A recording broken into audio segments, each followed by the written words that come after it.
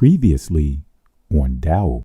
And we have to give honor where honor is due and respect where respect is due. And this award is well deserved. Hebrew Man of the Year, Pastor Charles Dowell. Amen.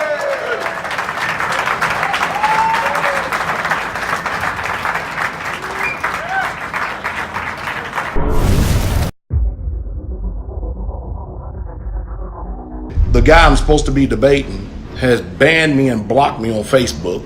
He has banned and blocked Elder Rufus. And I guess the only means of communication I have is with Michael Israel. I just don't understand these type of feminine traits and these feminine attitudes in these men today. I just don't get it. Apparently he's done banned me or blocked me because I can't get in touch with, I can't communicate with him. So I'm going to have to use my brother Michael Israel to try to set this debate up. And I hope he doesn't crawdad on me and get out of it. Because, the sole purpose of this debate right here is to let truth reign. And I think I allegedly got a viable and formidable foe. And I may even let Elias, if he can get off and work, I ain't may let Elias, my little son in the faith that I bought up. He's 21 years old. I may even let him hand his ass to him. John Calvin ain't even got a book in the scriptures. And you ask me what I think about John Calvin. John Calvin, as far as I'm concerned, to hell with him. He don't mean shit to me. Not a damn thing. And then I found out the other day that he said his wife was an elder. Can y'all imagine that? A woman elder. A woman elder. You can't make this stuff up. These people are pagan, masquerading Hebrew Israelites, Christians. That's what they are. I hope he don't back out. I hope he don't back out. Because I'm going to be unmerciful on him. Totally unmerciful. I mean, I am going to light him up. Get him over. And you know what? It's game over for you, Richardson Kelly. And bring your elder wife up in there. Bring her, and I hope that she don't get out of pocket too. Because she get out of pocket, I'm going to show y'all how to put her in pocket. And I'm going to put you in pocket too.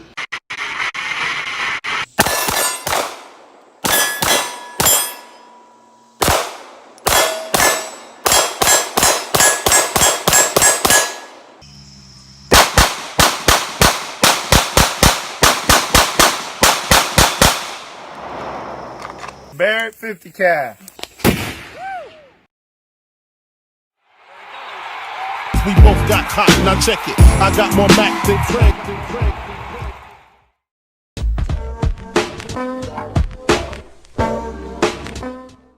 Craig Mack's health started to fail and he disappeared, only to resurface in 2012 at an alleged South Carolina cult called the Overcomer Ministry. Take a look. My name is Craig Mack. And what did you used to do when you was in the world? Wickedness. Okay. And what are you doing now? Righteousness. Whoa, hallelujah. The preacher of that ministry is Ralph Gordon Stair. Stair is now in jail, accused of sexually assaulting multiple women and children in his congregation. Today, a DailyMail.com investigation exposes what really happened inside the Overcomer Ministry and the new questions raised about Craig Mack's death. He introduced the occultic practices of R.G. Stairs to his own brothers and sisters. R.G. Stair is the actual architect of Straitway. They say this is a big rich town.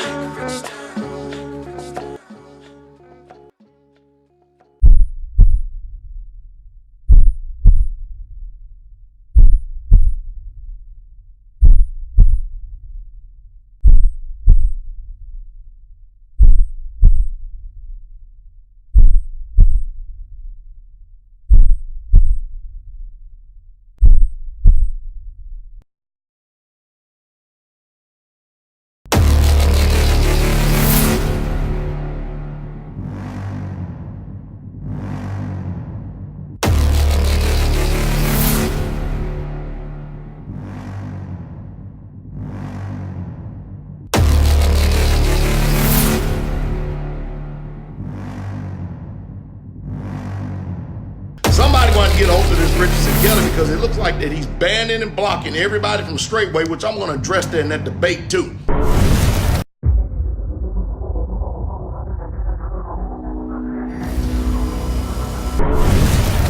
And with that comes the exposure of a bunch of sissies and a bunch of transgender men masquerading around as Israelites. That's what come with it. So I'm going to lift up my voice like a trumpet, damn it. Don't run, Richardson Kelly. Put your wife up in front of you. Put your wife up in front of me so I can put her in her place. If you can't put her in her place, I damn so can. I'll get one of my sides to put her in her place. And you too. Your wife better not ever, if you and I having a discussion, the one mistake your wife better not ever do is think that she can speak amongst men. And Yah is a man of war. But this was what God wanted and needed from me.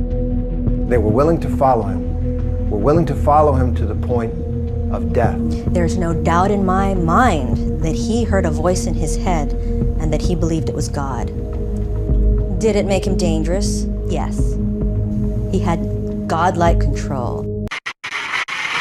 David Koresh preached from the very beginning that he wanted to militarize his followers. And he started going to gun shows and purchasing huge amounts of weaponry, ammunition. It's war. These governments of this world are coming to an end. Go ahead and laugh. Go ahead and muse in your mind and see what happens to you. They would shoot and have target practice, and there was always somebody up at the guard post 24 hours a day with a gun. You know, all you were taught was, this is what this gun looks like, this is what this helicopter looks like. When you see it, this is what you do. You're supposed to go inside quickly and tell an adult. They prepared you for war because that's what the belief was. Everything had to be military style. Let's start off by doing some house cleaning. I want to give proper clarity in defining the word slander. Let's start with understanding daba ra'ath, which transliterates to evil report. The question is, what is an evil report according to the Dabar HaQuadash, which is the holy word? The Hebrew definition of ra'ath says this.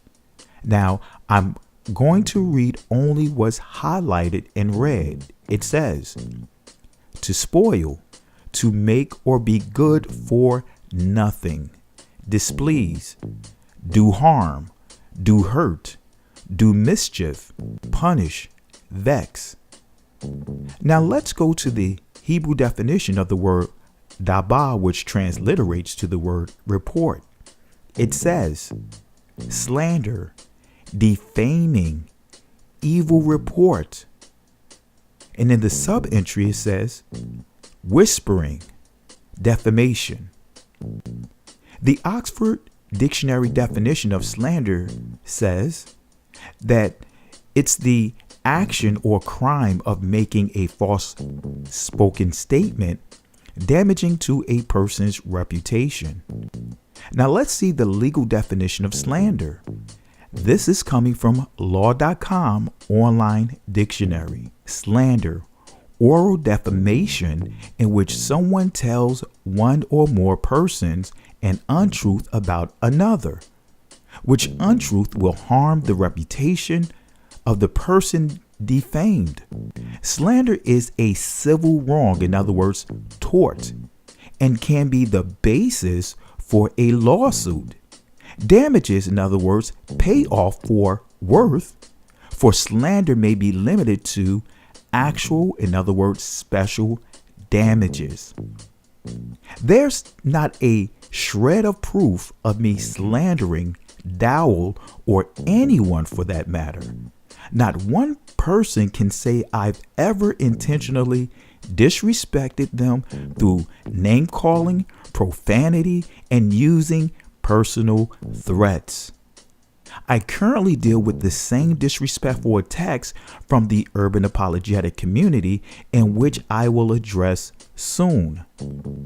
I challenge anyone and everyone to show or post one video of me creating lies or making false statements about Dowell. Show me one post of me and anyone from our ministry behaving this way. I want everyone to understand the word truth and the word lie both can produce pain and hurt, but only one is synonymous with the word slander. However, I've given insurmountable proof that Dowell and his understudies completely slandered me and my wife's reputation and made threats on our lives. And with that comes the exposure of a bunch of sissies and a bunch of transgender men masquerading around as Israelites. That's what come with it. So I'm going to lift up my voice like a trumpet, damn it. Don't run, Richardson Kelly. Put your wife up in front of you. Put your wife up in front of me so I can put her in her place. If you can't put her in place, I damn so can. I'll get one of my sides to put her in her place. And you too. Your wife better not ever, with you and I having a discussion, the one mistake your wife better not ever do is think that she can speak amongst men. And Yah is a man of war. There's not a single post I've made that justifies Dowell's reckless behavior. Now let's define the legal term for assault. It says, the threat or attempt to strike another, whether successful or not, provided the target is aware of the danger, the assaulter must be reasonably capable of carrying through the attack.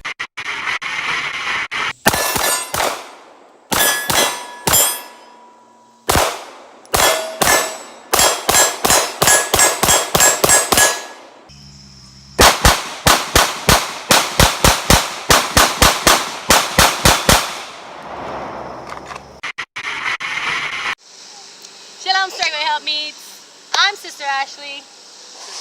Sister Nicole, you gotta speak up, Sister Nicole, okay? Okay, I'm sorry. Okay, so I'm Sister Ashley. I'm Sister Nicole. Hallelujah. And we carry concealed weapons. So I'm gonna show you, I want her to show you how she carries.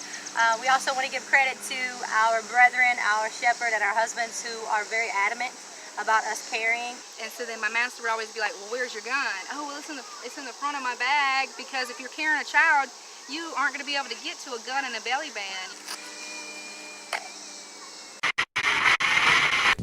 In some states, if the assault is with a deadly weapon, such as sniping with a rifle, the intended victim does not need to know of the peril.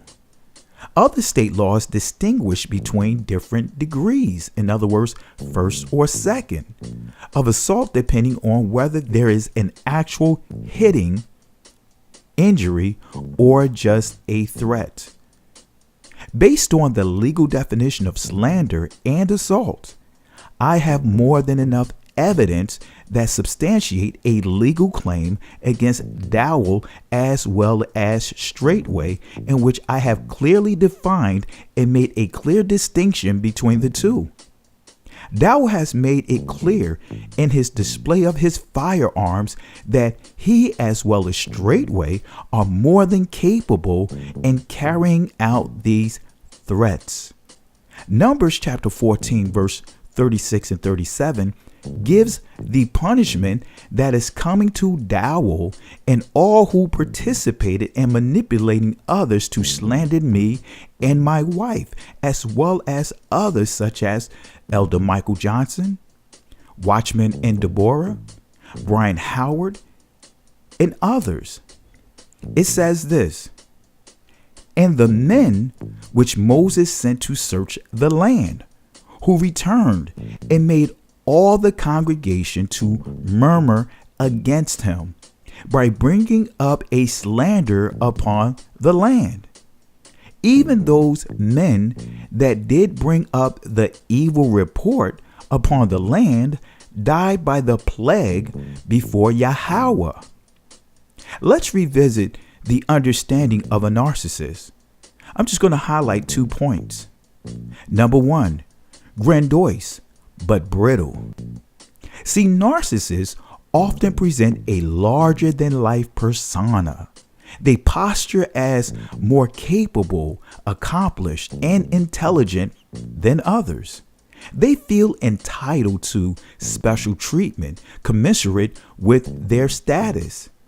And yet narcissists can be hypersensitive, exploding at the smallest perceived sight.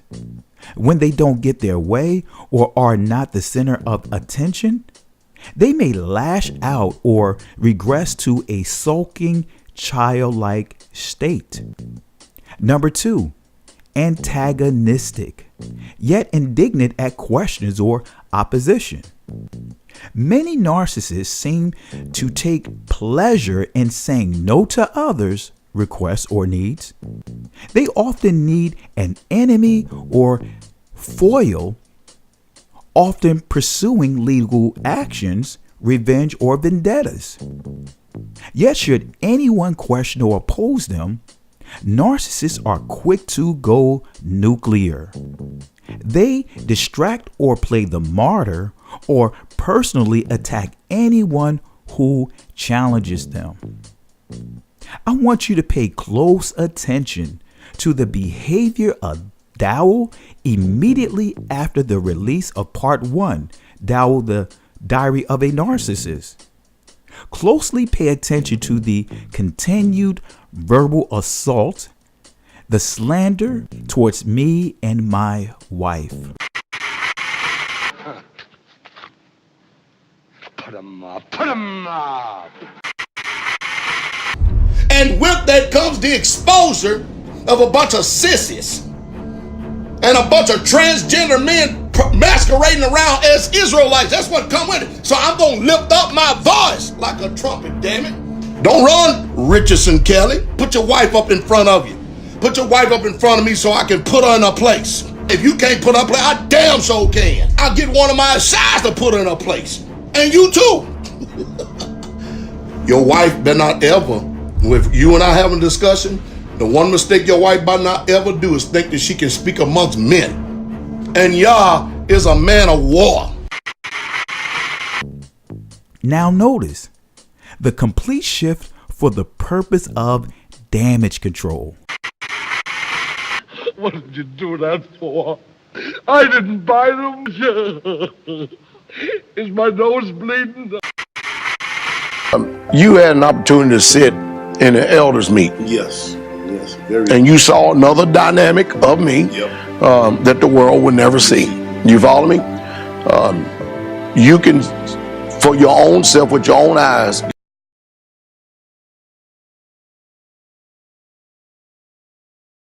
can say I'm not a respecter of persons. You are not a respecter. I don't take bribes from no one. You see me get on pastors and elders, heads of communities, and really rip them. Never seen anything like that. And most people think that they think that I get on women. Even our sisters would tell you for themselves, there's no way we could stand up under that type of correction and rebuke and reprove, and we couldn't handle it. Put your wife up in front of you. Put your wife up in front of me so I can put her in her place. If you can't put her in her place, I damn sure can. Let me also end on this right here. I'm here, but I can't do this by myself. Sister Carol's been there all the way through. Brothers, faithful, one heart, one mind, love the Father. Do we really think and believe the Most High approve of Dowell's reckless behavior?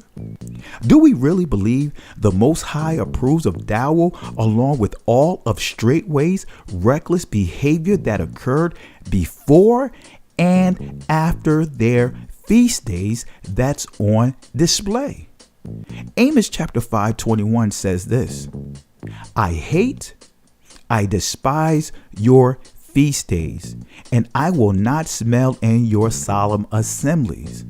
Though ye offer me burnt offerings and your meat offerings, I will not accept them, neither will I regard the peace offerings of your fat beast. There's a presence about him. He was dark, a handsome man.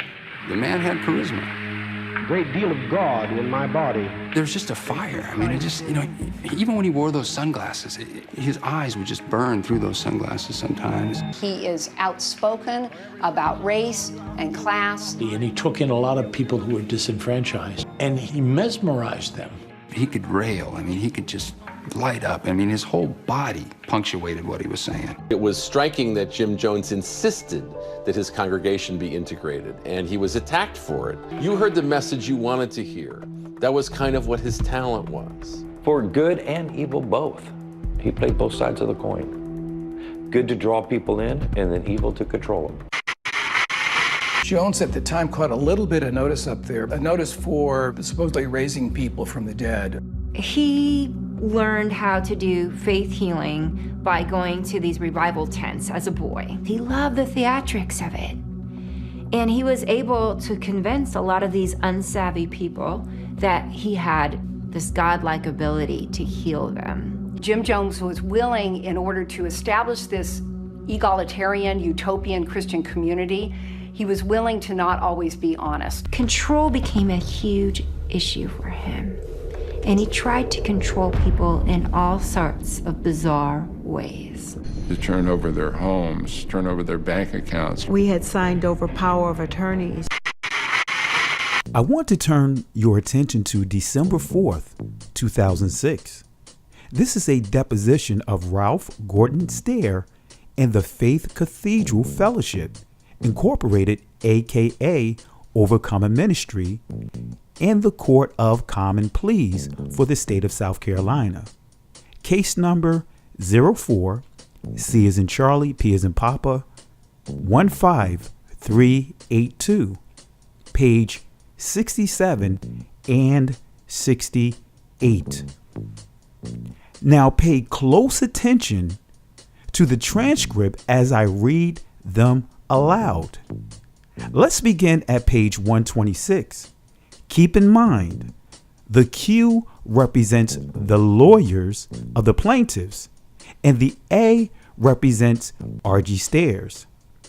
It says, starting with the lawyer, hang on a minute. I am not trying to be rude, but it's going to make her job really hard if we are both talking at the same time.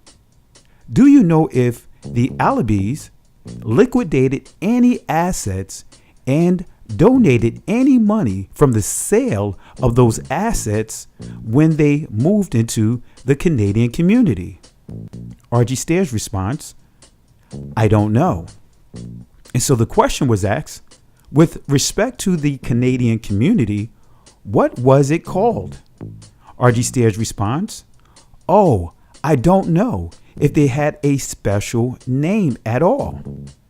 The question was asked, what did you refer to it as? The Canadian community? R.G. Stair's response, yes. The question is asked, where was it located? R.G. Stair's response, Saskatchewan.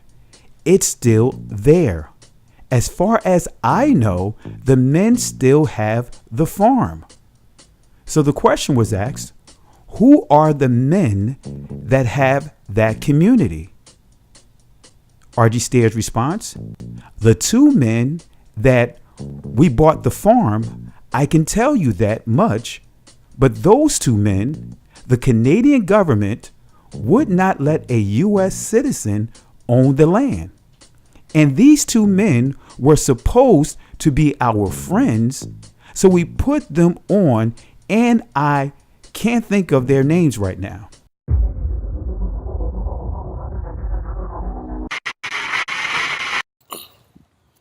All right, good morning, good evening, good afternoon, ladies and gentlemen, citizens of YouTube. This is Pastor Dowell, and this is Brother Steve.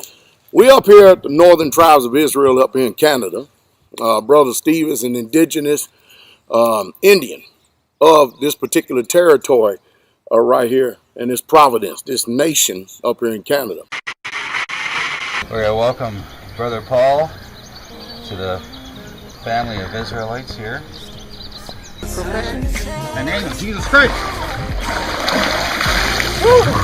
Baptize you in the name of Jesus Christ. Okay,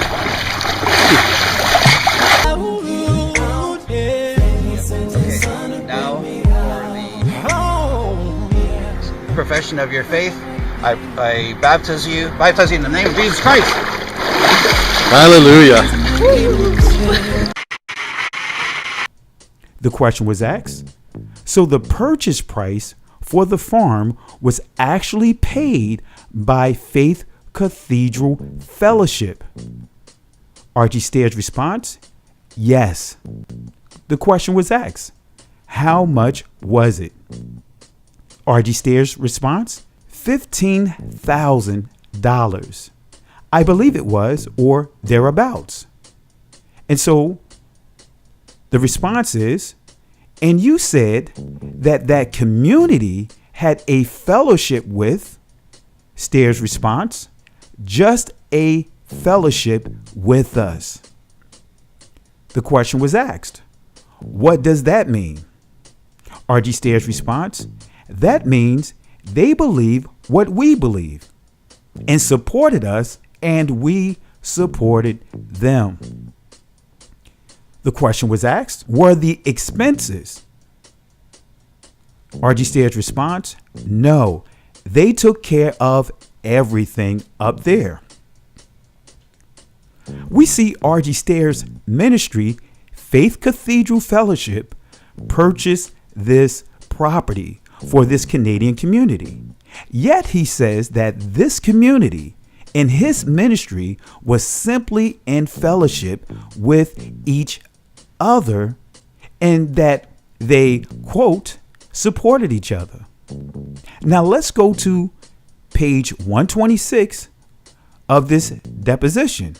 Now listen closely to what I'm going to reveal to you from this official court deposition. Eric Fund is one of the plaintiffs listed. And so the question was asked, that point in time being the time when the funds lived there. R.G. Stair's response, I don't know when Eric lived there or how long he lived there. I have no idea. He went there. The man let them live there.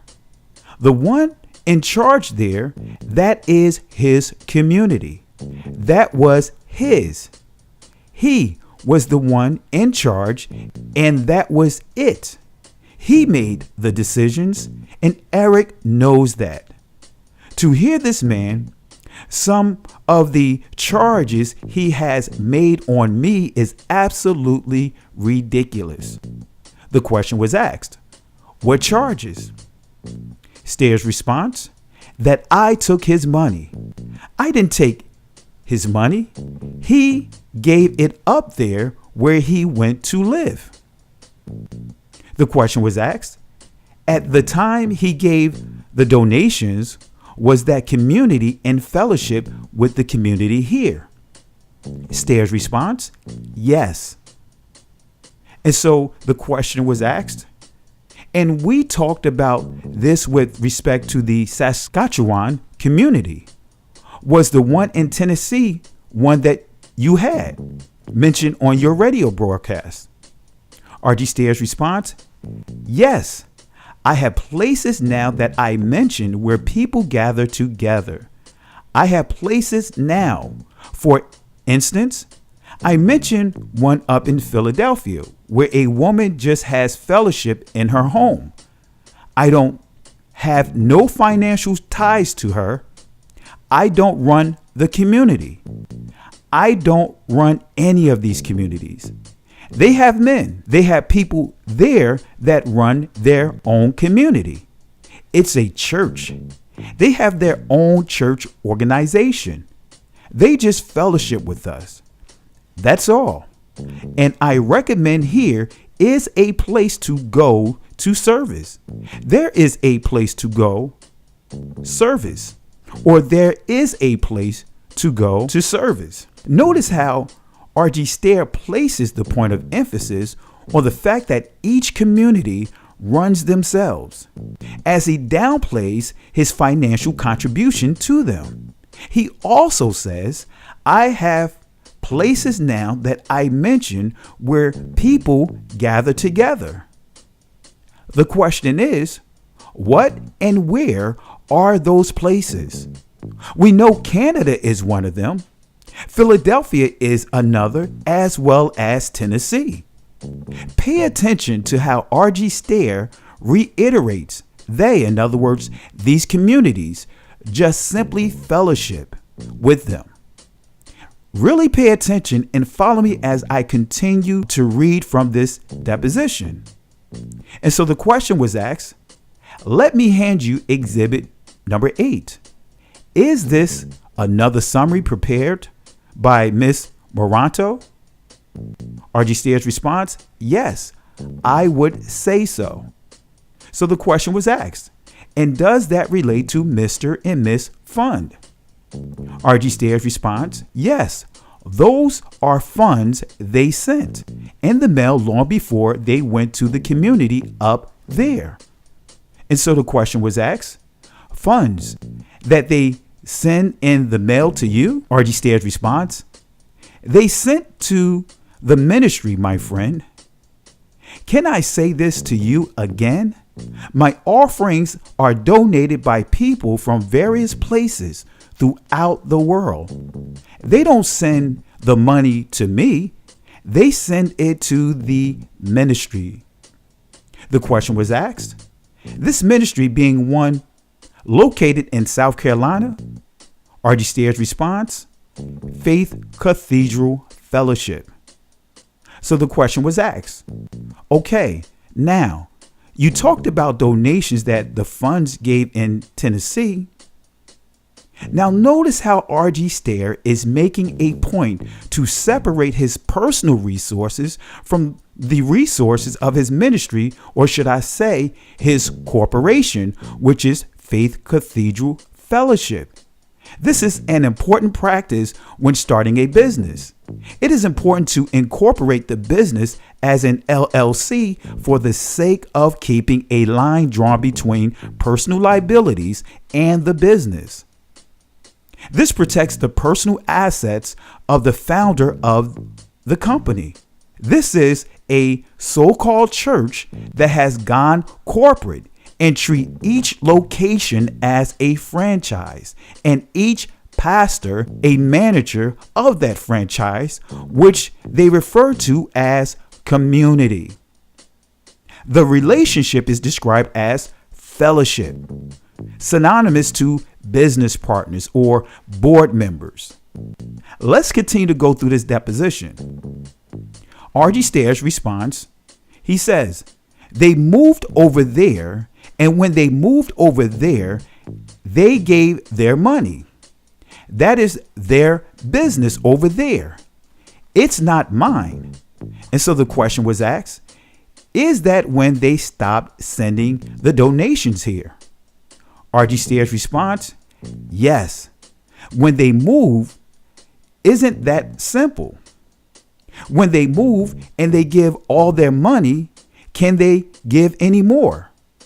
And so the question was asked, but when they made their move, did they donate everything they owned? R.G. Stair's response, over there they did, not to me. Eric has fussed at me many times because he handed his money over there.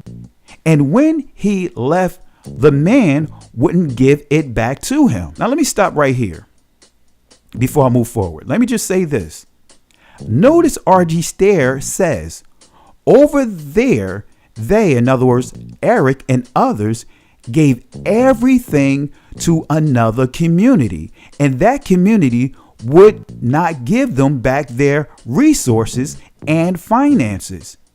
He's basically stating that they should take that argument up with that locally owned franchise instead of taking their claims to him.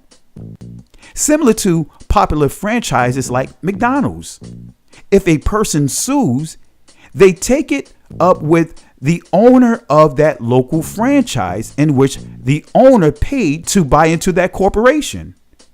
This is nothing but a hustle. And so R.G. Stairs go on to say, supposed to send the money back to him. That's not even sense. I don't even hardly know Eric. And so the question was asked, who is the man in Tennessee? R.G. Stairs' response, his name is Dowell, Pastor Dowell. Ask him. He will tell you about him. Notice how R.G. Stair covers his tracks. And he covered the other communities he invested in.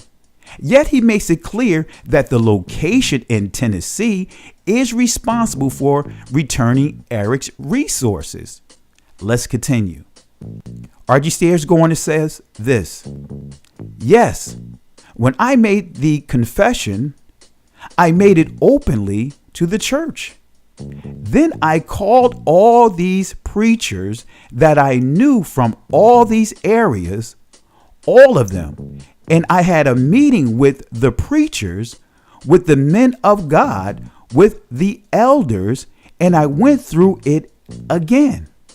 And Dowell was there. And they decided after that meeting that they were not going to fellowship with me anymore.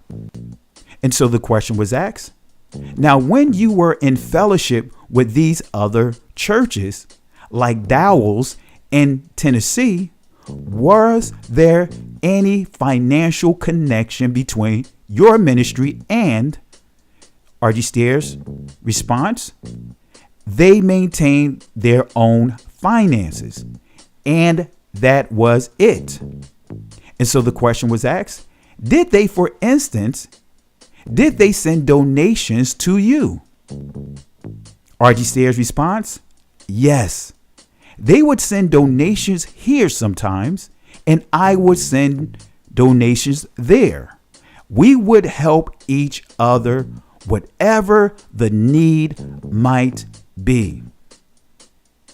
In the deposition, R.G. Stair makes it a point to say the money he gives goes directly to his pastors and never directly to the ministry itself.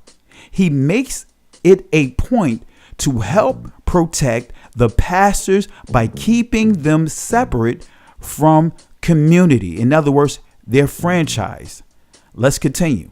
And so the question was asked, did they assist paying for your radio ministry? R.G. Stairs' response, they send offerings there. Yes, every offering that is sent to this place, the primary purpose of that offering is to help us maintain the radio ministry. And so the question was asked, and was there a set amount that each of them would send you? R.G. Stair responds, no.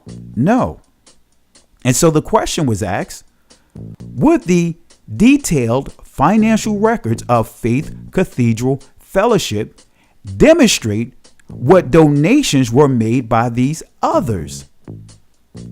R.G. Stair's response, whatever offerings were sent, donations, and we have a record of everybody's offering that was sent here, no matter who it was. And so the question was asked, including if it came from, and R.G. Stair's response, if it would come from Pastor Dowell, we would put down Pastor Dowell sent $500. If it came from Pastor Jones, we would put down Pastor Jones sent $500. We have a record of whoever sent money here. Yes. And so the question was asked, in the ministry he had in Tennessee, or the community he had there in Tennessee, rather, did it have a name? R.G. Stair's response, it's called Straitway. The question was asked, would your books ever reflect, for example, offerings from Straitway? R.G. Stair's response, no, the question was asked, it would be by the name of the pastor. R.G. Stair's response, the pastor. Many of you are probably asking this question. What does this have to do with Pastor Dowell and Straitway? Let's go to the 2020 Tennessee Comptroller of the Treasury Real Estate Assessment data of Straitway and Lafayette, Tennessee. So this is the tax assessment. It tells us the property owner is Church of Jesus Christ, House of Prayer, co-owner Charles Dowell Jr. And we see the address, 5960 Pumpkin Town Lane, number 8, Lafayette, Tennessee, 37083. Notice in the additional description on the 2020 tax assessment, it says affiliated with Faith Cathedral Fellowship. This is the name of R.G. Stair's ministry, or should I say community.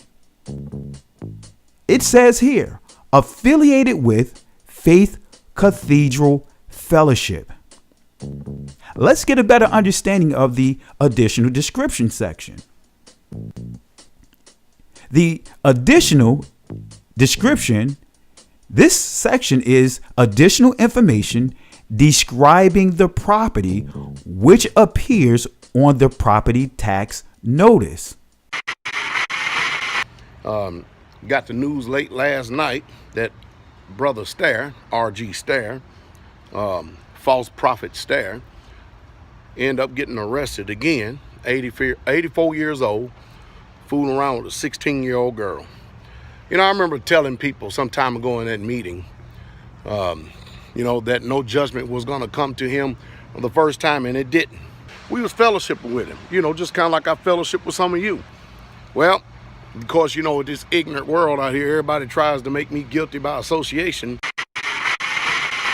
I'm going to touch them things until nobody else can touch. Where you at, little girl? Come here, hon. Come on down here. What did you tell if I said no? Why she even asked me? See if it's all right. But I said, it's all right. Now we're one. Yeah, we're one now. Woo! Ooh, you smell good. And you know what's happened since he's been there? All these young girls went down and rubbed his back. Amy, come here, Amy. Did you ever go down to his house and rub his back? You did? Where was he, in bed? Lord have mercy. What? And you don't have to do that for me.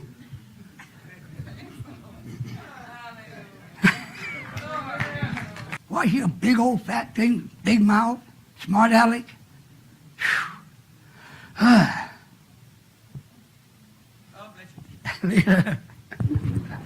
She getting fat, I know, because I feel it. Ooh.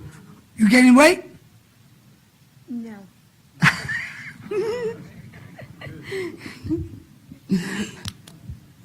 We're going to make it. We're going to make it nice, trim, slim, and trim. I'll give you a rub down. You shouldn't mention a woman's breast. Why not? Why not? What's wrong with it? I love them. I call them breasts. Okay. Lay your hand upon my breast.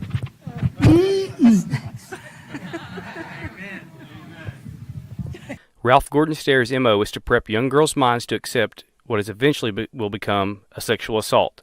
He uses his influence and position of spiritual power to control them.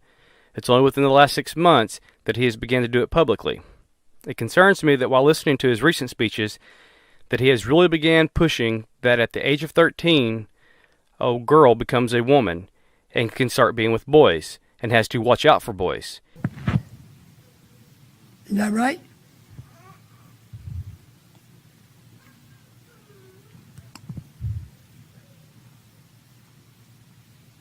How old are you, hon?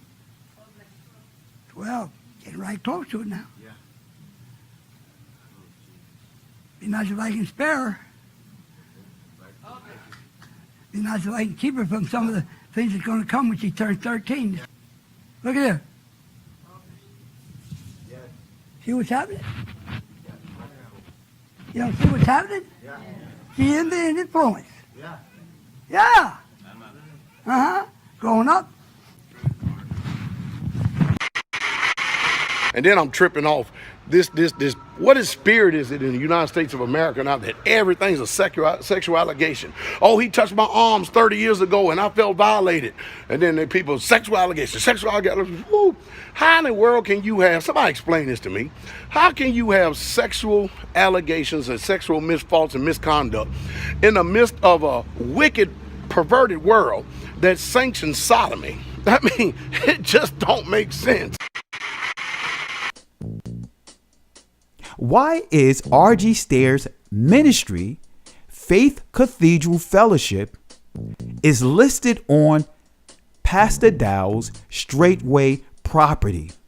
Why is it part of the property description for their 2020 tax assessment? What are the we help each other things R.G. Stair did that allows his name to be on that property of Straitway? Why did Dowell wait until August 30th, 2006, 4 months prior to this deposition, to publicly denounce the man he once idolized on his website, straightwaytruth.com? The man whom he at one time referred to as Elijah, the last prophet. The same false prophet he claimed to be the voice he heard that came directly from God. This is the statement posted on Straitway's original website. R.G. Stair is a false prophet. If you do not believe what I'm saying, ask him if he believes if he is that prophet. He is not that prophet of Deuteronomy 18 or Acts chapter 3. It is my job as a watchman on the wall to warn you against all of these deceived men. He is a liar and a deceiver. Regardless of what public statements Dowell has made, we see how he still have a major connection with R.G. Stair through his properties such as Straitway, Tennessee and Straitway, Canada. The people within Straitway, such as his right-hand man, Elder Doug Becker, and of course his rude, obnoxious behavior, all comes from R.G. Stair. And with that comes the exposure of a bunch of sissies and a bunch of transgender men masquerading around as Israelites. That's what come with it. So I'm going to lift up my voice like a trumpet, damn it. Don't run, Richardson Kelly. Put your wife up in front of you. Put your wife up in front of me so I can put her in her place. If you can't put her in place, I damn sure can. I'll get one of my sides to put her in her place. And you too. Your wife better not ever, with you and I having a discussion, the one mistake your wife better not ever do is think that she can speak amongst men. And Yah is a man of war.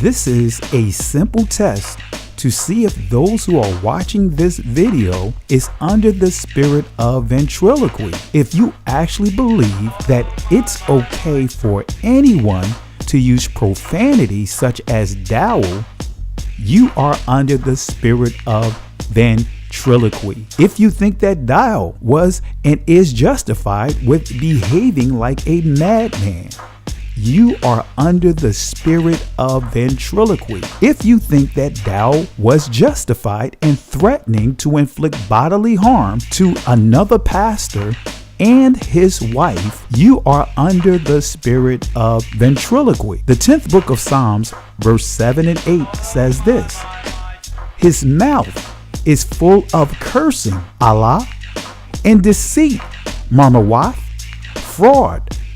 Thok, under his tongue is mischief, amal, and vanity. Awan, in the secret places doeth he murder the innocent. His eyes are privily set against the poor. The 10th book of Psalms gives a full description of a wicked person. There's 5 key characteristics of a wicked person. Number 1, Allah is a wicked person who swears oaths or make promises he has no intention of keeping. They validate themselves with the usage of profane words. Number 2, deceit. Marmawath is a wicked person who is very crafty, guiled, and treacherous. They are very dishonest in their interactions with others. Number 3, fraud. Thok is a wicked person who relies on threats and intimidation to force others to give in to them. Number 4, amal. They are a trouble and grievous to others. And lastly, number 5, awan. They are very deceptive in their words when they speak. And with that comes the exposure of a bunch of sissies and a bunch of transgender men masquerading around as Israelites. That's what come with it. So I'm going to lift up my voice like a trumpet, damn it. Don't run, Richardson Kelly. Put your wife up in front of you. Put your wife up in front of me so I can put her in her place. If you can't put her in place, I damn sure can. I'll get one of my sides to put her in her place. And you too. Your wife better not ever, if you and I having a discussion, the one mistake your wife better not ever do is think that she can speak amongst men. And Yah is a man of war. Is Yahweh a man of war? Dowell, as we see him sit with those whom he deems to be Israelites of the northern kingdom, who is from a community that was purchased and owned by R.G. Stairs, uses the words exegesis and eisegesis. All right, good morning, good evening, good afternoon, ladies and gentlemen, citizens of YouTube. This is Pastor Dowell, and this is Brother Steve. We up here at the Northern Tribes of Israel up here in Canada. Brother Steve is an indigenous Indian of this particular territory right here in this province, this nation up here in Canada. Whenever you see these people standing on street corners and you see them so-called ministering to their people or they don't do it to the nations because they break scripture, but they want to minister to their people, and then they want to rebuke everybody who they perceive to be outside of the covenant or a Gentile that would never even have a chance for salvation. My instructions to you is this. These people set up in classrooms months and weeks and years on end to become professionals at their doctrine. In other words, they're using the Bible to support their doctrine. We exercise exegesis, they practice eisegesis. And what I mean by that is that what we're going to do here today is we're going to import the meaning out of the text using proper methods and modes of interpretations. And what you're going to find out that a lot of these camps, and be it British Israelite doctrines or whoever it may be, what they do is they practice eisegesis and they import meanings into the text, meaning they read things into the text that is just simply not there. I can and will systematically show and prove that Dowell primarily eisegete the scriptures. Here's proof as I give the proper understanding of the Yah is a man of war. He and others use and take completely out of context to justify their extreme behavior towards their own brothers and sisters. I encourage you all to fully understand the words idiom and personification. The scriptures are filled with these. Exodus chapter 15 verse 1 through 16 says this. Then sang Moses and the children of Israel this song unto Yahweh, and spake, saying, I will sing unto Yahweh, for he hath triumphed, glorious, the horse and riders he hath thrown into the sea. Yah is my strength and my song, and he is become my salvation. He is my Allahayim, and I will prepare him an habitation, my father's Allahai, and I will exalt him. Yahweh is a man of war, Malak Ma. Yahweh is his name. Pharaoh's chariots and his hosts hath he cast into the seas. His chosen captains also are drowned in the Red Sea. The depths have covered them. They sank into the bottom of the stone. Thy right hand, O Yahweh, is become glorious in power. Thy right hand, O Yahweh, hath dashed in pieces the enemy. Exodus 15 is a song of praise. Moses and his sister Miriam wrote and led all of Israel in singing as they gave a corporate worship to Yahweh for delivering them from their enemy. In this text, that enemy is the Egyptians. In this text, Israel is expressing their thanks for their deliverance.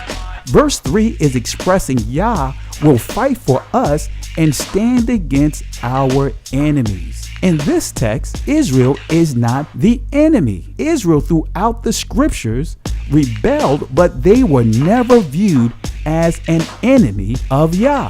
Dowell is truly operating under the spirit of Esau as he publicly threatened his own brothers and sisters.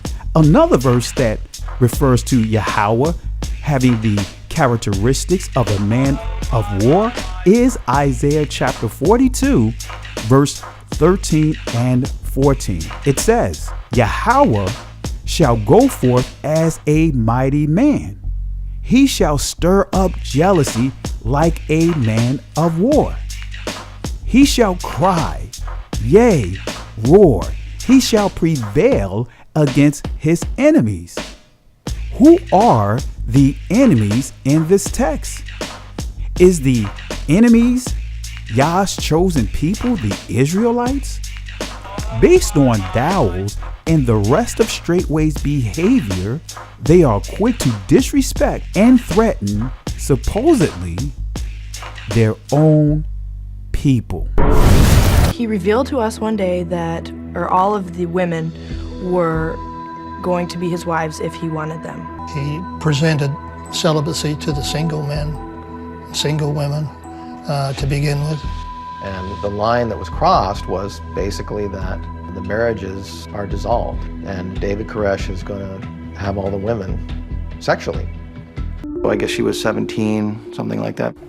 There were 5 of us to begin with. Men and women were in effect divorced and asked to remarry each other. Sex was another form of manifesting his power. That is, it wasn't so much about sexual pleasure as it was dominance. It was the idea that I control your body as well as your mind.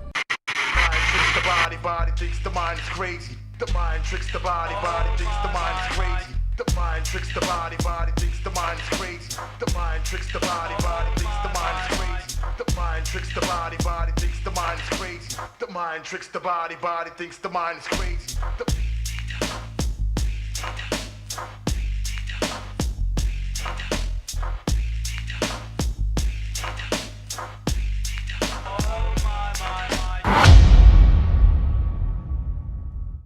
Your fruit that you're bearing, like it was just, my mind was just so messed up, and I was telling my master I actually had a dream. So after it was brought to my attention that my master was interested in me, it didn't register in my mind until everybody knew at Straitway that I was looking for a virgin. And what Yah was doing with me was, and the one that was looking right before her, she was a virgin, but I will say this much, she had a hard time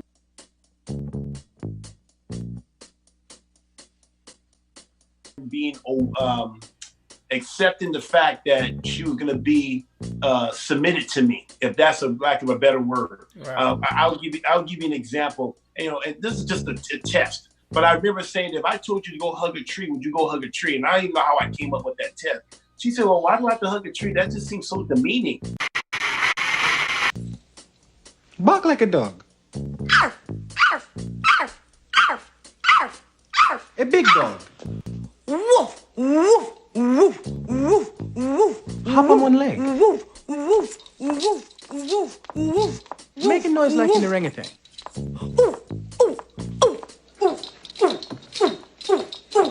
Ah! I see the two of you are getting along. On the entrance, as my master said, he wanted to come out first. I was married for 16 years to a woman that I met in college.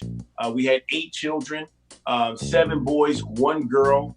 I've only knew of my 7 children. I never met my last child. I still have not met my last son. When I started looking, and I was looking for a virgin at that time, to be honest. I was actually, I made it very known that I was looking for a virgin. I wanted to be with a virgin because I just thought that, I can make this woman my own and create her into my own image.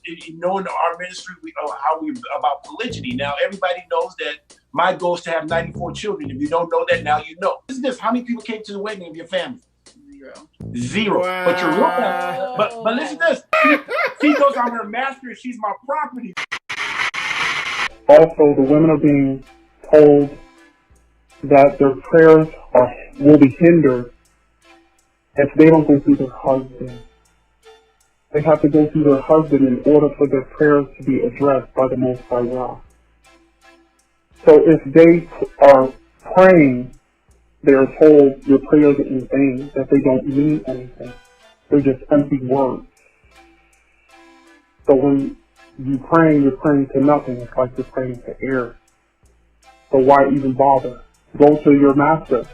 And once you go to your master, which would be your husband, and he agrees with, you praying, then the Most High will hear your prayers. And this is what some of the women are being told. That if you pray without his permission, so your prayers won't be heard. And you have to address him when you do pray. The prayer would be, I'd be praying to my master, which would be, of course, the husband. And then they would say, in the name of, blah, blah, blah.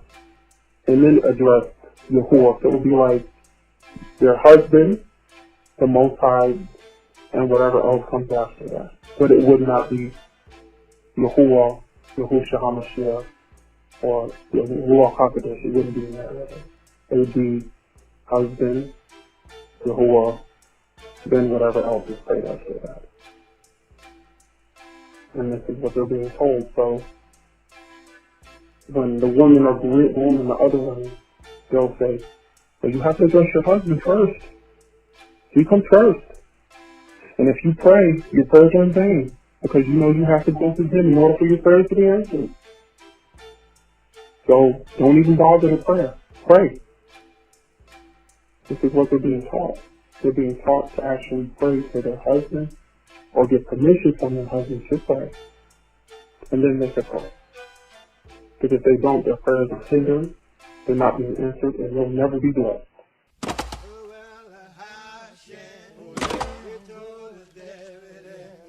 Well, there's a young woman in here about 19, 20, 21.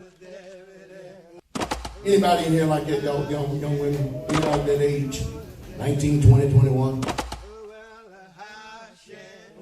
Stand up, what man would be worthy to be able to cover a daughter of Zion? It's you, right? I just told Elder Rufus, I said, get up Straitway tomorrow. Nice young man, maybe 30, 35. Well, he said at 28, yeah, somebody's established. A lot of the older women, they have no place, especially if they are widowed, if their husband has passed away. They feel like just go on with your life. You know, you could leave the community. They're not even considered a commodity at all. They're not acknowledged at all, even for their wisdom, because they're looking for younger wives. Like even some of the older men will be looking for younger girls to betroth from the ages of 14 to 20 years old. And these men, they range from their 30s to their late 40s, looking for younger women to kind of groom and kind of, mold into what they want them to be for them and for what they're looking for in the community lifestyle. Did Yahweh speak to Eve through Adam, or did he speak directly to her? Did Yahweh speak directly to the prophetess and judge Deborah, or was her husband the mediator? In the song she sang, did she mention her husband's name? Did Hannah, the mother of Samuel, pray in her husband's name, or did she pray directly to Yahweh? Did Yahweh speak directly to Mary, or should I say Miriam, the mother of Hamashiach? There's not a single verse that supports this false and suppressive teaching. In the template of the prayer Yahweh gave his disciples, how did he teach them to close out their prayer?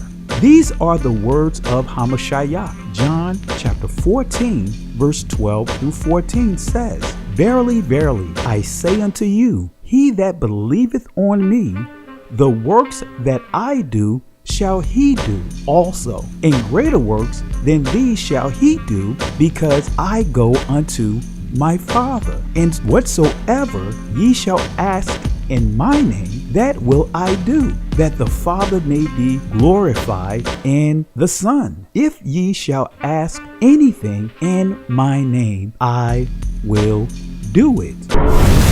Let's deal with the manipulative spirit of ventriloquy. Acts chapter 16 verse 16 through 20 says this, And it came to pass, as we went to prayer, a certain damsel, possessed with a spirit of divination, met us, which brought her masters much gain by soothsaying. The same followed Paul and us, and cried, saying, These are the servants of the Most High Elohim, which shew unto us the way of salvation. And this did she many days. But Paul, being grieved, turned and said to the Spirit, I command thee in the name of Yahweh HaMashiach to come out of her. And he came out the same hour. And when her masters saw that the hope of their gains were gone, they caught Paul and Silas and drew them into the marketplace unto the rulers, and brought them to the magistrates, saying, These men, being Jews, do exceedingly trouble our city. The Hebrew word that transliterates to damsel is na'ar, which means a boy from the age of infancy to adolescent, a girl of similar latitude and age, babe, young man, and as we see, it also means young woman. This damsel was possessed with a spirit of divination. Let's deal with the word possessed, and we'll circle back to the word divination shortly. The Hebrew word that transliterates to the word possess is yarash, which means to occupy, to seize, to rob, to inherit, to ruin, cast out, consume, destroy. Let's highlight a few additional words that will give you proper understanding of the different tools utilized by those operating under this spirit of ventriloquy. Let's go to the etymology dictionary definition of enchantment. It says, act of magic or witchcraft, use of magic, magic power, magical spell, cast a magic spell upon, allurement. The Hebrew word that transliterates to enchantment is nakash, which means to hiss, whisper, a magic spell, enchantment. So my question is, what creature hisses? The answer is a snake, which leads me to the Hebrew and Greek definitions of divination. Let's start with the Hebrew word quasam. It means to distribute, an example, determined by lot or magical scroll. By implication, to divine. Diviner. It goes on to say soothsayer, use divination. And then the sub entry that you see here, it says of false prophets of Israel. Now let's see what the Greek word puthon that transliterates to the word divination means. It says a python, by analogy with the supposed diviner, inspiration, soothsaying. In sub-entry number 1, we see it says Greek mythology, the name of the Pythian serpent or dragon that dwelt in the region of Pytho. And it goes on to say a spirit of divination. And so the Greek word puthon transliterates to the English word python, which is referring to a large python serpent. Let's deal with some interesting facts about the python. See, the python is a constrictor. A constrictor is a snake that coils around and compresses prey. This means that these ambush predators' goal is to squeeze the air out of their prey. Each time their prey breathes out, this allows the python to squeeze tighter. The goal is to prevent their prey from breathing in, which it will eventually die from asphyxiation, which is the lack of oxygen, and the rest is history for the victim. Pythons also have poor vision. Let's go to Live Science, and this is what it says about them. Snakes have infamously poor eyesight, which is why they resort to sticking out their tongue all the time to get a sense of their surroundings. Like the python, anyone that's operating and driven by a poor vision tend to use their tongues to get a sense of where you are in your walk. My grandmother always said to me and my siblings, no one will ever know how dumb you are until you open your mouth. She also warned, wherever there's a witch, there is a warlock lurking.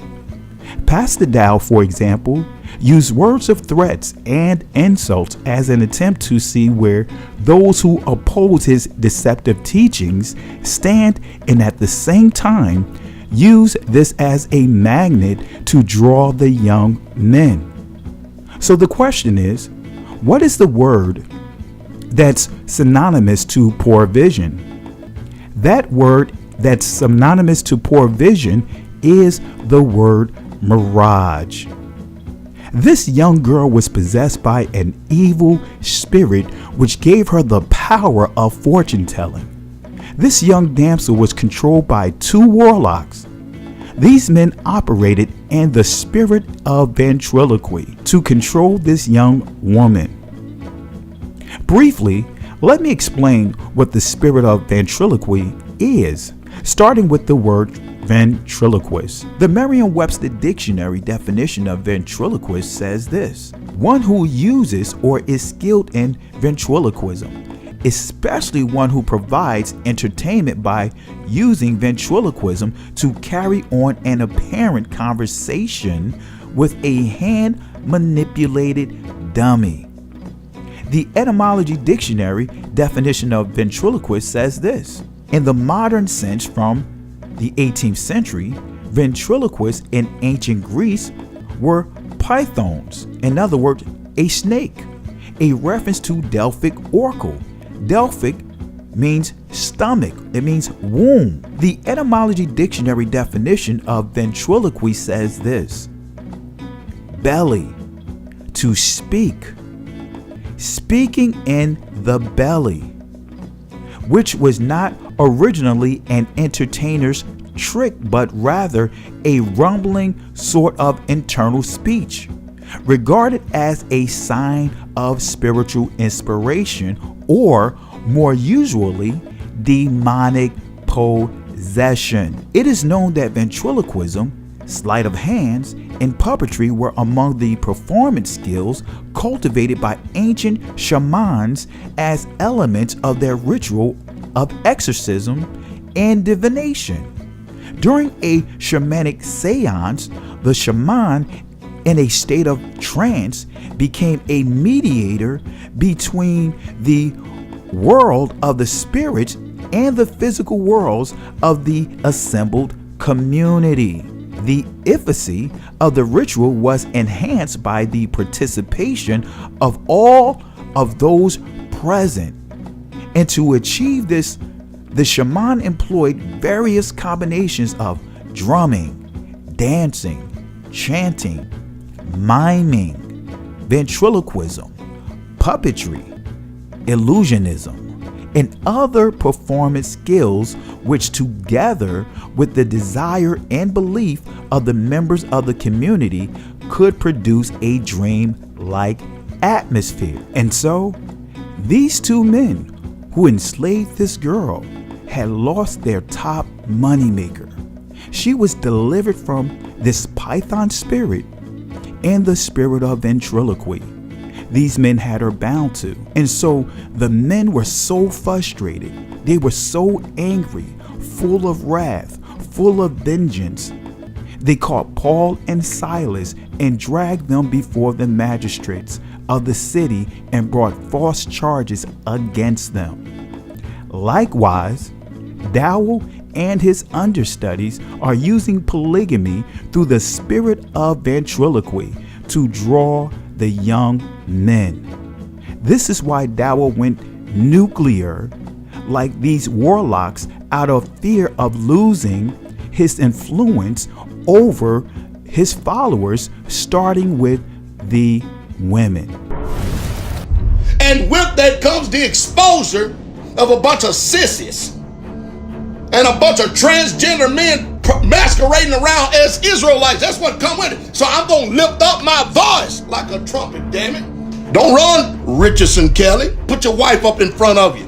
Put your wife up in front of me so I can put her in her place. If you can't put her in place, I damn sure can. I'll get one of my sides to put her in her place. And you too. Your wife better not ever, if you and I have a discussion, the one mistake your wife better not ever do is think that she can speak amongst men. And Yah is a man of war. Jeremiah sight. There was no reason for that, you traitor. There was no reason for that. Damn you. What was your reason for doing that? I was trying to keep some humanity around here. Don't lie to this office anymore. We're tired of putting up with this. Don't lie to this office anymore. You hear me? Get your ass over there and sit down and see how well you work. People don't appreciate goodness. Sit your ass down. Maybe this is a clue, Carter, that he's not the best person to be following. Jim Jones had become an object of worship. The rage was there, you could see it. The evil here is about power. Unquestioning obedience is what he looked for in his followers.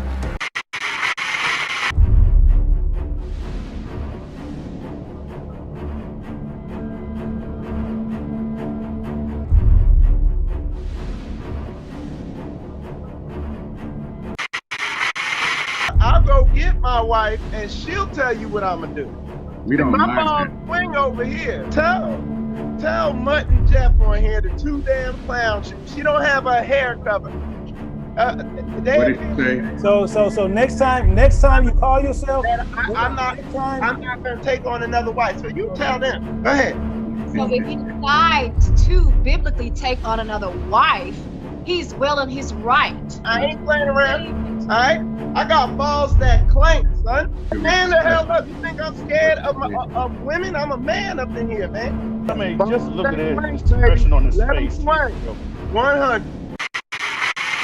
The 48 Laws of Power and the Art of Seduction. Brothers and sisters, read those books, because a lot of these religious organizations are using that. And what those books are based on is something called neuro-linguistic programming. Type in 48 Laws of Power and just 48 Laws of Power summary. Just read through the summary of those 48 laws and you're gonna be like, whoa. Before I transition into addressing polygamy, I want to further expose the layers of deception Michael Israel operates in. He operates under the 48 Laws of Power by Robert Greene.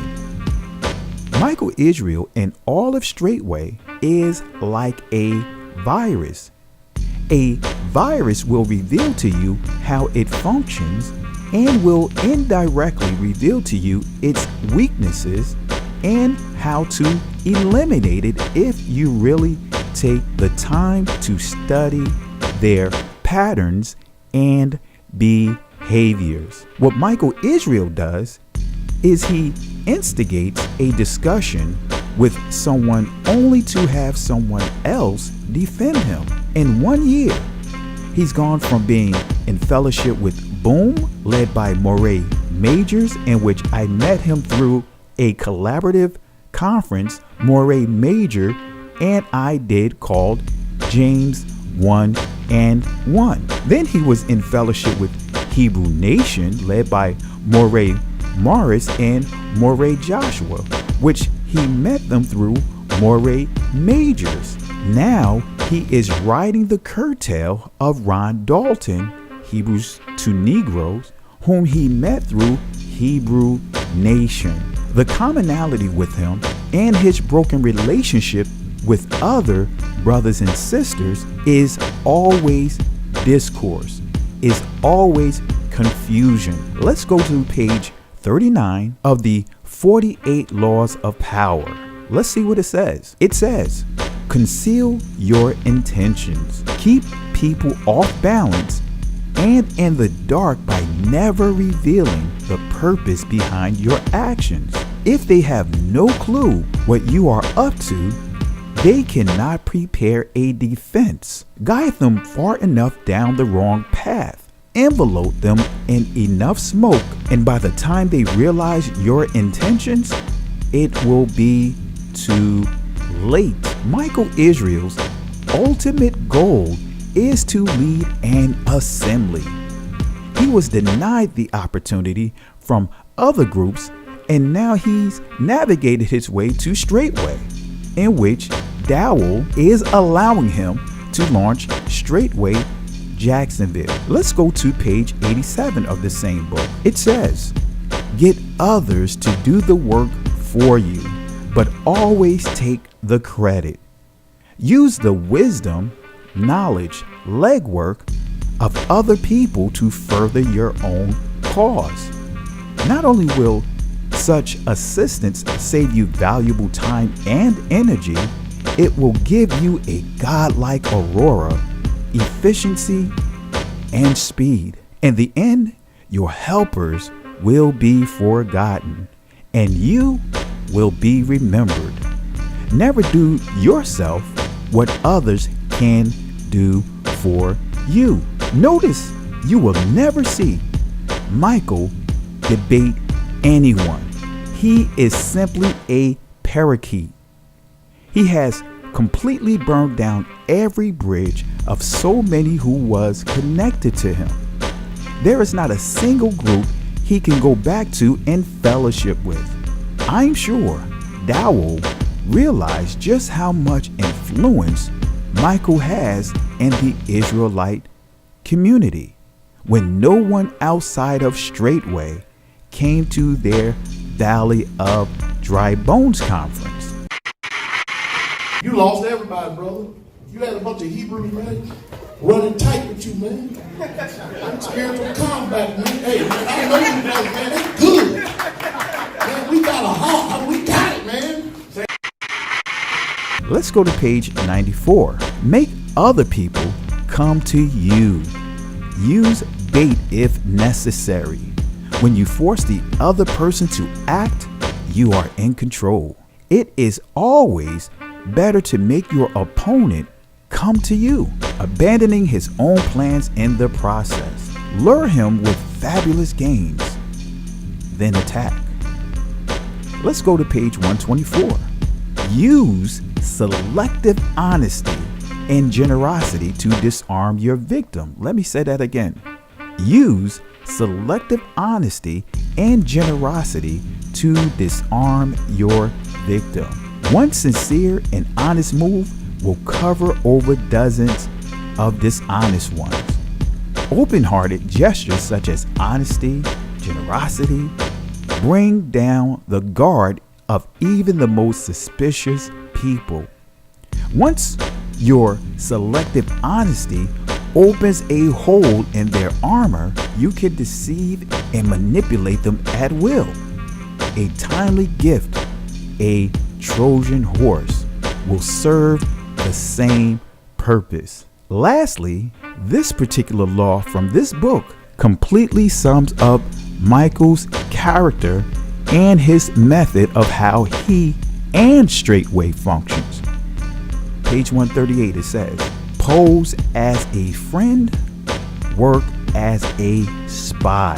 Knowing about your rival is critical. Use spies to gather valuable information that will keep you a step ahead. Better still, play the spy yourself. In polite social encounters, learn to probe. Ask indirect questions to get people to reveal their weaknesses and intentions. There is no occasion that is not an opportunity for artful spying. Question: what prompted Dowell to respond to a Facebook post almost 2 weeks after it was posted? Keep in mind, it was Michael Israel who initiated the initial phone call. How did Dowell know that my wife is an elder when my wife is not on social media? She is not online. She is not on Facebook. She does not have a social media account. However, he did meet her at the Great Awakening conference. It's called Tracosy, and it means wife or slave of the gods. It's an ancient West African tradition that to this day enslaves thousands of women and young girls, some as young as 7 years old. They're condemned to a life of slave labor and sexual servitude not because they did anything wrong, but because someone in their family committed a crime, sometimes generations ago. And to pay for the crime, their families must send young virgins to be the slaves of tribal priests, often for the rest of their lives. This is a Tracosy slave girl, right? A Tracosy girl. How old is this little girl? 7 years old. Do you know why you're here? No.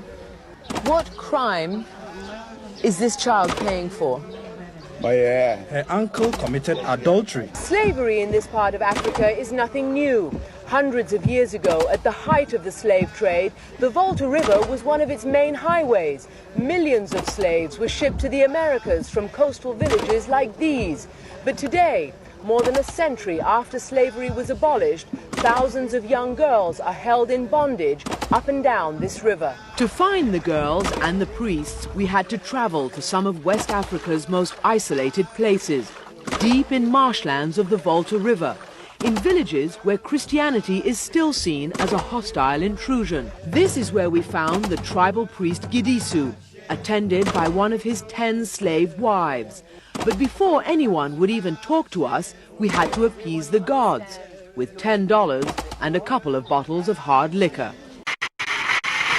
I've been married for 33 years, and probably, I don't know, before my time is up, I'll probably be married a total maybe 130 years, from about 4, 5, 6 wives that I may obtain in order to bring seed up on this earth and to get rid of the wicked from this earth, at least do my part until the kingdom. You will never see any of my shies on here trading words with a man. You know why? Because there's an order to things. They ain't got time for that mess anyway. They too busy being set apart and being holy and taking care of their master. And as you know, Pastor Dowell has multiple wives. Okay? This is the state of Tennessee law on polygamy. I'm going to read the 3 highlighted laws because they all tie into the overall presentation. 39-4-301, bigamy. 39-4-304, marrying husband or wife of another. 39-4-305, teaching or inducing to practice polygamy. Pastor Dowell is committing not only a federal crime, but also a number of felonies in the state of Tennessee because he is practicing and teaching polygamy. And as you know, Pastor Dowell has multiple wives. Okay? I've been married for 33 years, and probably, I don't know, before my time is up, I'll probably be married a total maybe 130 years, from about 4, 5, 6 wives that I may obtain in order to bring seed up on this earth and to get rid of the wicked from this earth, at least do my part until the kingdom. And as you know, Pastor Dowell has multiple wives. Okay? Contrary to what many in the Hebrew Israelite community think or believe, polygamy is a federal crime. In the state of Tennessee, I repeat, it is a felony to teach polygamy, and it is a crime to also cause anyone to practice it. There's a lot of confusion and selective deception in understanding polygamy, polygyny, polyandry, and bigamy. Is there a difference between bigamy, polygyny, polygamy, and polyandry? Is there a difference between the 4? Absolutely not. The only difference is polyandry refers to women having multiple husbands, but it falls under bigamy. Here's the legal terms of both polygamy and bigamy from the Law Dictionary provided by law.com. Polygamy, having more than one wife or husband at the same time, usually more than just 2, which is bigamy. It is a crime in all states. The Law Dictionary says this about bigamy: the condition of having 2 wives or 2 husbands at the same time. A marriage in which one of the partners is already legally married is bigamous, void, and ground for annulment. The one who knowingly enters into a bigamous marriage is guilty of the crime of bigamy, but it is seldom prosecuted unless it is part of a fraudulent scheme to get another's property or some other felony. Occasionally, people commit bigamy accidentally, usually in the belief that a prior marriage had been dissolved. Having several wives at the same time is called polygamy, and being married to several husbands is polyandry. Legally, polygamy and bigamy are the same. However, in the state of Tennessee, covers both terms to discourage their residents in that state to stay clear from practicing and teaching it. However, Dowell continues to practice and teach it. I want to turn your attention to revisit a site that I brought up in Part 1, thenetteam.net, which contains a number of complaints about Pastor Dowell and R.G. Stair, along with others. I've included the links in the description for your review. I want you to focus on the complaint made by Steve L. Dowell also tried to take a concubine, a 14 or 15-year-old girl, as his third wife this past year. She has 2 other sisters, one older and younger. The mother left with the girls. The husband is still there at the Lafayette compound. Dowell is marrying off the young women is a money-making business transaction.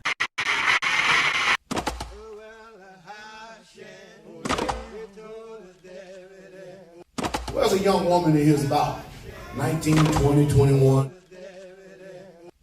Anybody in here like that, young women? Anybody that age? 19, 20, 21? Stand up, dog. What man would be worthy to be able to cover a daughter of Zion? That's you, right? I just told her Ruth and said, get up Straitway tomorrow. Nice young man, maybe 30, 35. Well, he said in 28 years somebody's established. Last I heard, a wife through Dowell's ministry will cost upward of a $150,000 dowry to Dowell from the prospective groom looking for a wife. These are very troubling and disturbing accusations. Why? Because human trafficking is common among polygamous communities. What gives this website validity is that every complaint listed about Dowell had been very accurate and consistent, such as his relationship with R.G. Stair. Here's a former member of Straitway who Dowell collected a $5,000 dowry and a truck. This week I was privileged to receive the marriage certificate of my daughter. And so when you read the stipulations of the diary or the marriage certificate, you'll come across a section where it talks about the diary received for her, and it was, I think, 125 pieces of gold, and they specify kasef money, $6,000, as well as an SUV vehicle, which was stipulated in the marriage certificate. But prior to that, it actually emphasizes the parents of my daughter, and I wasn't in it for some reason. As I read it carefully, it actually said the daughter of Charles Dowell Jr. What? And Nelida Flores. And I'm like, now when did that transition occur? Wow. I'm kind of like perplexed because as far as I remember, she's my daughter. I begot her. So as I analyze that marriage certificate and I see that 2 factors, that the biological father of Erica is falsified by putting another man besides myself, error number 1. And number 2, a diary was issued, which I never received, problem number 2. Matters are established with 2 witnesses. So the certificate shows 2 deliberate errors, or conscious falsification of information. Right. I mean, I understand that, especially when it comes to marriage, whenever you put documents as such, they become legal and binding. And therefore, when I see that Erica's biological dad suddenly became Charles Dowell, or a diary was issued, which I never received, we got a problem. I didn't even know she was getting married. I wasn't privy to that information. I'm her biological dad, and I wasn't privy to that. The question is to you, Israelites, would that marriage be considered valid or invalid? Being that the biological dad is identified as Charles Dowell, and a diary was issued, which I never received. Apparently he received it. So I'm questioning Israel to comment and tell me what's their perspective on that situation. Is it legit or not? Keep in mind, this is not Dowell's biological daughter, and yet he received a dowry? How much did the NFL player Kabir pay for his wife, as well as the other men within Straitway? How many of our women has he sold? More specifically, how many young women has he sold? I want to share some interesting facts about marriage during slavery. This is coming from the National Archives. Slave marriages had neither legal standing nor protection from the abuses and restrictions imposed on them by slave owners. Slave husbands and wives without legal recourse could be separated or sold at their master's will. Couples who resided on different plantations were allowed to visit only with the consent of their owners. Slaves often married without the benefit of clergy. And as historian John Blasingame states, the marriage ceremony in most cases consisted of the slaves simply getting the master's permission and moving into a cabin together. In other words, shacking up. As we see in Dowell's debate clip, I've been married for 33 years, and probably, I don't know, before my time is up, I'll probably be married a total maybe 130 years.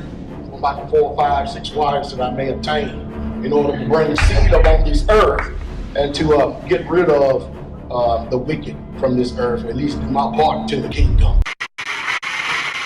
He is operating in what is called the God or Christ conscience, as he states that he plans on having up to 6 wives with the goal of spreading his seed upon the earth to supposedly do his part in combating the wickedness of the earth. This is the spirit of lust in full display. This is coming from PBS History Detectives. This is an article titled Marriage.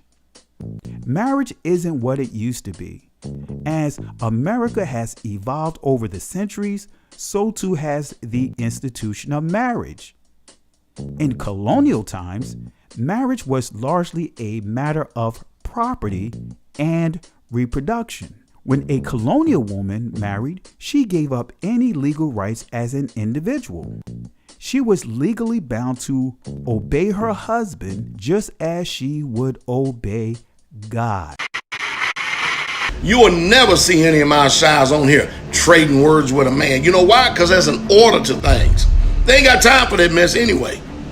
They too busy being set apart and being holy and taking care of their master.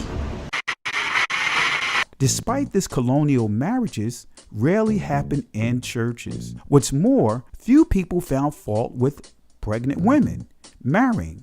In fact, the practice was quite common in early America. None of these conditions applied to slaves, however, who were forbidden from marrying at all. Free African Americans were allowed to marry, but not across racial lines. Those laws continued in many states well into the 20th century. I'm going to show how Dowell and others practicing polygamy are operating under the spirit of the plantation owners, the slave masters. Do the scriptures condone Dowell and others breaking the laws of the land? Romans chapter 13 verse 1 and 2 says this: let every soul be subjected unto the higher powers, for there is no power but of Yahweh.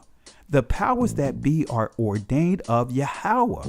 Whosoever therefore resisteth the power resisteth the ordinance of Yahweh, and they that resist shall receive to themselves damnation. See, the government is ordained by Yahweh, that is, the existence, the authority, the position, the offices of government are ordained by Yahweh. It is Yah's will that government exists and that persons have the authority to rule within the state. Yahweh allowed the Confederate, which is the 10 nations, to enslave his people due to their disobedience to him. Throughout the history of Israel, Yahweh used other nations to chastise Israel, and the United States is one of those nations. The government has authority only within the civil realm. That authority of the government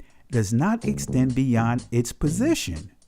For example, when Paul commands wives to obey their husbands, they are required to obey them as husbands, not as masters or kings or gods for that matter. Children are to obey their parents as parents, not as sovereigns. So it is in the case of government leaders. When the laws of civil government conflict with the explicit commandments of Yahweh, then we as followers must say, we ought to obey Yahweh rather than men. This is what Peter said in Acts chapter 5, verse 29. Then Peter and the other apostles answered and said, we ought to obey Yahweh rather than men. Daniel and all of Israel had to adhere to the laws of the Babylonians because of captivity, and he was in a government position. This is why he asked permission. He made a request to honor the dietary laws so he would not be forced to eat of the king's table, which includes swine. Daniel chapter 1 verse 8 says this, but Daniel purposed in his heart that he would not defile himself with the portion of the king's meat, nor with the wine which he drank. Therefore he requested of the prince of the eunuchs that he might not defile himself. Here is a map that explains how this plantation was organized. It was almost a little community by itself. Most of the sections of land were devoted to one crop, such as cotton. Other sections contained orchards, vegetable gardens, and pastures, the source of food for the people and the work animals.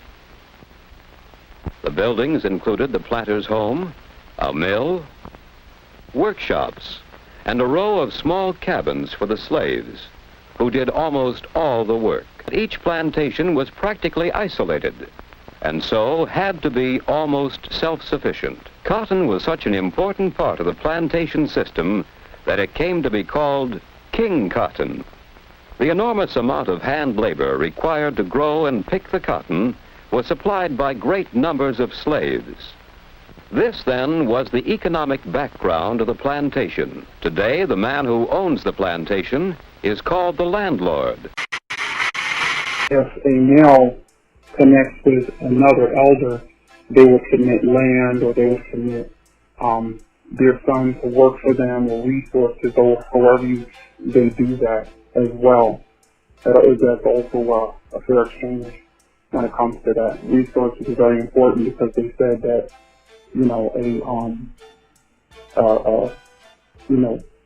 passing down generational wealth is important. So you have other Hebrews linking up with other Hebrews, making contracts with each other to do these types of things. So because they feel that it'll grow them as a nation, as a whole, as a group of people, lacking nothing.